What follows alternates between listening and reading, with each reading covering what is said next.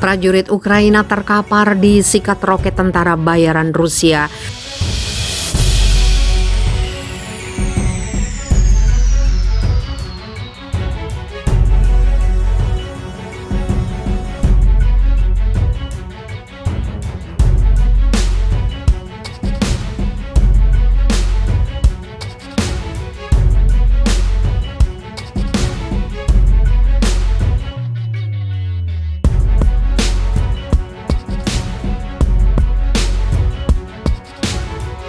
Kelompok milisi yang didukung militer Rusia melancarkan serangan ke basis operasi pasukan gabungan militer Ukraina di dua wilayah. Tidak tanggung-tanggung, tentara bayaran Rusia membombardir pasukan Ukraina dengan roket anti-tank portable Minggu 30 Januari.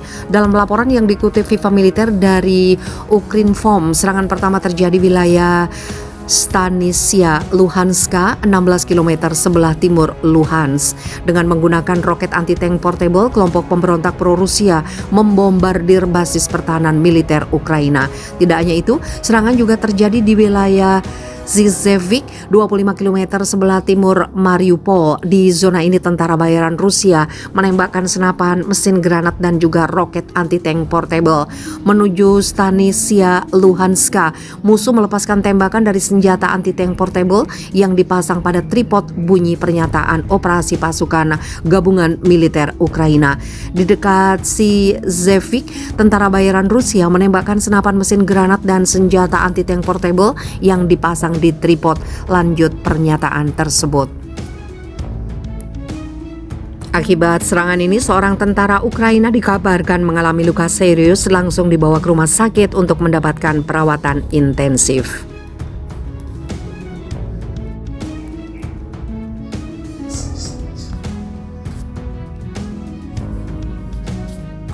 Jenderal Amerika Serikat prediksi serangan Rusia ke Ukraina bakal mengerikan. Mampukah Barat menghentikannya? Rusia disebut-sebut bakal melakukan invasi besar-besaran ke Ukraina pada awal 2022. Meski laporan itu berkali-kali dibantah Kremlin. Seperti diketahui, sejak tahun lalu Rusia mengerahkan sekitar 100.000 pasukan serta ribuan perangkat militer ke dekat perbatasan Ukraina yang memicu kekhawatiran Barat akan perang lanjutan. Jenderal militer Amerika Serikat Mark Milley bahkan memperkirakan bahwa invasi Rusia ke Ukraina akan mengerikan dan akan menelan sejumlah besar korban. Jenderal Milley menggambarkan penumpukan 100.000 tentara Rusia di dekat perbatasan Ukraina sebagai yang terbesar sejak Perang Dingin. Meski Menteri Pertahanan Amerika Serikat Lloyd Austin mengatakan konflik masih bisa dihindari melalui penggunaan diplomasi, di sisi lain Rusia membantah rencana untuk menyerang dan mengatakan dukungan Amerika Serikat untuk Ukraina adalah sebuah ancaman.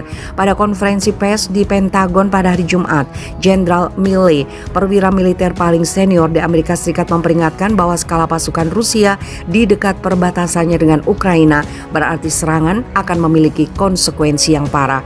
Jika itu dilepaskan ke Ukraina, itu akan menjadi signifikan, sangat signifikan, akan mengakibatkan sejumlah besar korban, kata Ketua Kepala Staf Gabungan seperti dikutip dari BBC. Pertempuran di daerah perkotaan yang padat akan menjadi mengerikan, tambah Jenderal Milley. Menteri Pertahanan Amerika Serikat Lloyd Austin mengatakan, Amerika Serikat berkomitmen untuk membantu Ukraina mempertahankan diri, termasuk dengan menyediakan lebih banyak persenjataan. Konflik tidak bisa dihindari, masih ada waktu dan ruang untuk diplomasi, kata Austin, meminta Presiden Rusia Vladimir Putin untuk meredakan situasi. Tidak ada alasan bahwa situasi itu adalah harus berubah menjadi konflik. Dia dapat memerintahkan pasukannya pergi. Pada hari Jumat, Presiden Biden mengatakan dia akan mengirimkan sejumlah kecil pasukan ke Eropa Timur dalam waktu dekat untuk memperkuat kehadiran NATO di wilayah tersebut. Dia tidak merinci di mana mereka akan ditempatkan atau kapan mereka akan tiba. Awal pekan ini, Pentagon mengatakan ada 8.500 pasukan siap tempur yang bersiaga, siap dikerahkan dalam waktu singkat.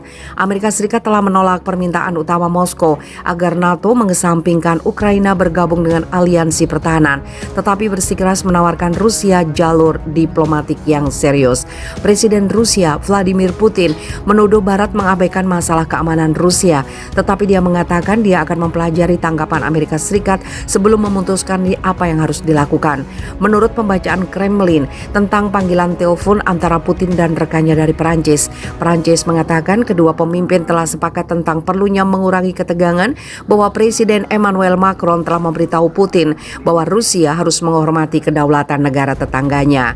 Beberapa ribu pasukan Rusia telah diberangkatkan ke Belarus untuk latihan militer bersama yang puncaknya berlangsung antara 10 sampai 20 Februari. Pemimpin Belarusia Alexander Lukashenko mendukung Presiden Rusia Vladimir Putin. Ibu kota Ukraina, Kiev, berjarak kurang lebih 150 km dari perbatasan Ukraina. Sejumlah pengamat dari barat mengatakan latihan disebut Elite Resolve itu menjadi kesempatan berlatih dalam misi melawan Ukraina. Gambar yang diunggah online menunjukkan bahwa kekuatan militer Rusia termasuk kendaraan lapis baja, tank, dan sistem roket telah bergerak ke wilayah tersebut. Rusia juga telah mengumumkan pengerahan pesawat tempur canggih Su-35 ke Belarusia, dilengkapi sistem pertahanan udara, amunisi, dan dukungan medis. Presiden Vladimir Putin telah beberapa kali melakukan perbincangan dengan Presiden Joe Biden. Kini diskusi tingkat tinggi terus berlanjut. Namun para pejabat Rusia memperingatkan bahwa penolakan Barat atas permintaan kunci mereka telah mengakibatkan perbincangan ini buntu. Pertanyaannya sekarang, seberapa jauh Rusia akan beraksi? Presiden Biden memperingatkan invasi skala besar akan mengakibatkan bencana bagi Rusia. Tapi jika serangan ini hanya kecil semata, dia berkata, negara-negara Barat akan saling rebut soal apa yang harus dilakukan. Gedung Putih menekankan gerakan apapun yang melewati perbatasan akan dihitung sebagai invasi, namun juga memperlihatkan bahwa Rusia memiliki persenjataan lain, termasuk serangan cyber dan taktik paramiliter. Pentagon menuduh Rusia menyiapkan apa yang disebut operasi bendera palsu, di mana anggotanya akan menyabotase pemberontakan yang di-backing Rusia, sehingga ada alasan untuk invasi. Rusia menyangkal tuduhan itu. Rusia juga telah membagikan 500.000 paspor kepada orang-orang yang tinggal di wilayah yang dikuasai para pemberontak, sehingga jika mereka tidak mendapatkan kemauannya, Rusia dapat membenarkan aksi mereka dengan alasan melindungi warga negaranya. Tapi jika tujuan utama Rusia adalah untuk mengusir NATO dari wilayahnya, Rusia sepertinya akan gagal. Sebanyak 30 negara anggota NATO menolak permintaan Rusia. Kami tidak akan membiarkan siapapun menutup pintu pada kebijakan pintu terbuka NATO, kata Wakil Menteri Dalam Negeri Amerika Serikat Wendy Sherman. Ukraina menginginkan garis waktu yang jelas untuk bergabung dengan NATO. Lembaga itu berkata Rusia tidak punya veto, tidak berhak mengganggu proses ini. Amerika Serikat telah dengan jelas menyatakan tidak akan mengirim pasukan untuk berperang membantu Ukraina.